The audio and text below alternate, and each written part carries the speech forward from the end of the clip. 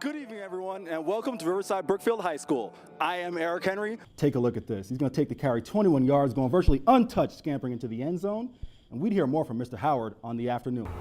Tomorrow, the mayor of Chicago will introduce a budget in an effort to reduce crime and put more police officers on the streets. Bears fans, it doesn't matter if this team wins another game this year. On Sunday, the youth movement showed there's reason to be optimistic for next year. With a tying goal in the third period, here's right winger Anthony Duclair as he's going to light the lamp.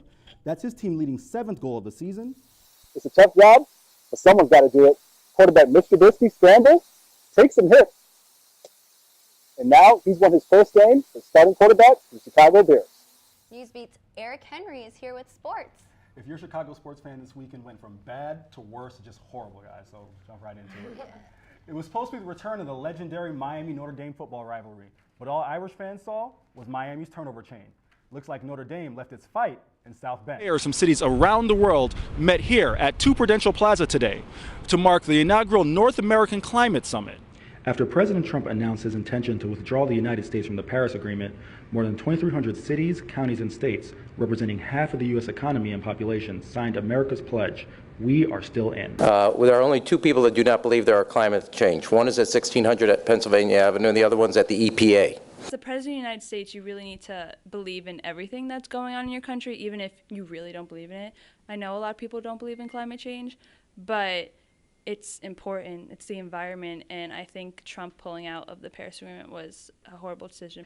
Mayors from Canada to Mexico spoke about the importance of climate change in their communities.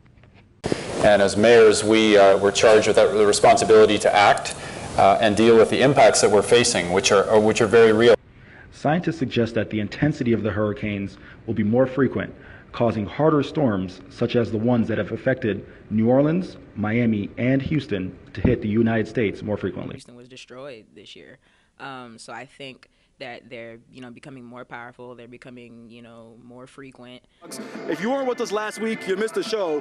Quarterback Hunter Hughes, he is a playmaker behind center. But for Ridgewood, it's a team that went 17-11 last year, and when they faced Guerin, they won by 20 points both matchups. So talk about how Guerin can kind of come in here and maybe not get the victory, but they can salvage some momentum and going into the season and starting their conference. Drops back looking for a receiver, but the ball is stripped and recovered by Miami. You, sir, get a turnover chain too. Okay, so the Bears lost. Let's get that out of the way right now. The story on your minds as Bears fans: did John Fox's mistake during the game show that a coaching change is needed at Halas Hall? The Hawks weren't done fighting. Here's a power play goal by Patrick Kane to make it 6-5. That's Kane's 9th goal on the season. But the Devils would get 7. Yeah, you heard me right. 7 goals on the evening. And Coach Joel Quenneville knows that his team just can't win like that. New Jersey wins by a final of 7-5. Nearly 50 abused dogs are in need of a new home after being rescued from an alleged hoarder. The dogs were discovered during a well-being check of a homeowner in Peatone. Officials say the home had no running water and the animals were covered in feces. One of the dogs unfortunately did pass away, but the others are being cared for by the South Suburban Humane Society. Police have not said if the homeowner will face any charges. Here's quarterback Malik Rozier with a sweet fade pass back of the end zone to star receiver Braxton Berrios, and the U is on the board 7-0. His second score of the day, as he had a monster afternoon, going for $150 on the ground, and the Bears win. But more importantly, the Bears' young talent makes a statement to Bears Nation. Okay, listen up. Just be patient and watch us grow. Senator Rand Paul may have been violently assaulted by his neighbor in a landscaping dispute. Police say Paul was mowing his lawn Friday when he was tackled from behind by his neighbor, retired Dr. Rene Boucher. Here's Soldier Field. Due to the recent tragedy in Las Vegas, security's been tightened, and now what you can and cannot bring into the stadium has changed. President Donald Trump has begun his tour of Asia with a visit to Japan, where he's talking trade and North Korea with Japanese Prime Minister Shinzo Abe. Trump and Abe talked U.S. foreign relations to Asia. Tonight's show will take a week-long hiatus as host Jimmy Fallon mourns the death of his mother. A network spokesman said, "On behalf of NBC, we extend our condolences to Jimmy and his family." Fallon missed last Friday's taping to be at his mother's side. Field, but one play has Bears fans wondering if John Fox should remain this team's head coach.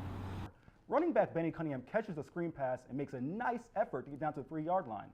But John Fox calls for a challenge, thinking it's a touchdown. Now look closely, folks.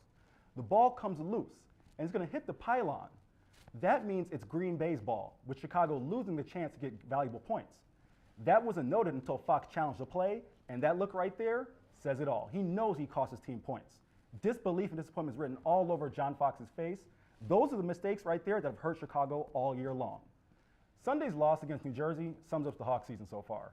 Quick start, but inconsistent finish. To the ice we go. We start the action with the Hawks up 3-1, and now it's 4-1. Left winger Tanner Kero with the goal. That's his 7th on the year. The fans are pumped up, but that feeling wouldn't last. Last year's rookie is having a great sophomore year with 17 points as the Hawks win 3-1, their second straight win behind a phenomenal performance by Crawford, who stopped 33 of 34 shots. That's win number 13 for the Hawks netminder. And real quick, a blockbuster trade in the world of sports is the Marlins send reigning MVP Giancarlo Stanton to the Yankees. Derek Jeter's obviously in the Christmas spirit. Let's hope that Bryce Harper is on his way to Wrigley next. Loyola of Chicago is off to a scorching start to the season in hoops. They're 10-0 on the season. An ugly scene played out at the end of the Jags-Hawks game. A ticket to the ball game allows fans the right to enjoy the action, not to assault the players with trash as they leave the field. And lastly, the college football playoffs are set, but the system left out the nation's only undefeated team. The UCF Knights at 12-0 deserve better. Many of Chicago's homeless population are searching for a new place to call home after the city filed an ordinance stating that they can no longer use Uptown's Tent City for shelter. Ballard.